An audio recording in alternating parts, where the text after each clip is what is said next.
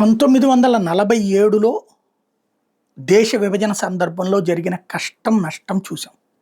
మనం మారల. కాశ్మీర్ ముక్క చెక్కలైంది. హిందువు మారల. ఆ తర్వాత మన కళ్ళ ఎదురుగుండానే 11 రాష్ట్రాల్లో హిందువులు మైనారిటీలయ్యారు. మనం మారట్ల.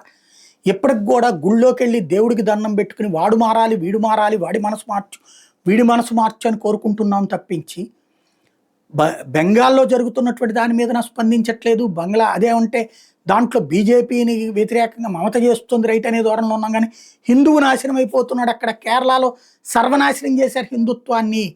ఇట్లాంటి వ్యవహారాలు ఎందుకు మనం ఆలోచించట్లేదు? చివరికి వందే భారత్ రైళ్లని కూడా అంగీకరించలేని మనస్తత్వంతో ఉన్నవాడు మన మధ్యనే ఉన్నారన్నటువంటి విషయాన్ని ఎందుకు పట్టించుకోవట్లేదు? కాశ్మీర్లో మన కళ్ళ ఎదురుగుండానే ఊచకోతకు గురయ్యారు 92, 93లో అన్నటువంటి విషయాన్ని ఎందుకు పట్టించుకోవట్లేదు? సమాజం కనుక, హిందూ సమాజం కనుక ఎంతసేపటికి మనం గుడికెళ్ళి దండం పెట్టుకుంటే సరిపోతుంది అనేది ఖచ్చితం. అది మన విధానాన్ని పాటించడం అవసరం. అట్ ద సేమ్ టైం చైతన్యం ముఖ్యం. చైతన్య రహితంగా ఉండేటటువంటి చోట్ల ప్రమాదం పెరుగుతుంది. ఇతర వర్గాలు చైతన్యంతో ఉంటున్నాయి. వాళ్ళ జాతిని కాపాడుకోవడానికి సిద్ధపడుతున్నాయి. మనమేం గొడవలు చేయక్కర్లా, కొట్లాడక్కర్లా, తిట్టక్కర్లేదు, ఎవరిని చంపక్కర్లేదు. వాస్తవాలు మాట్లాడాలి.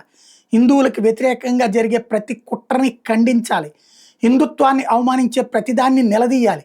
హిందుత్వాన్ని దుర్భాషలాడే వాళ్ళని నిలదీయాలి. అది మీ చేతుల్లోనూ సోషల్ మీడియా చాలు. ప్రపంచవ్యాప్తంగా 150 కోట్ల హిందువులు స్పందిస్తే రెండోసారి ఒక మాట అనడానికి భయపడతారు. అది గుర్తుపెట్టుకోవాలి.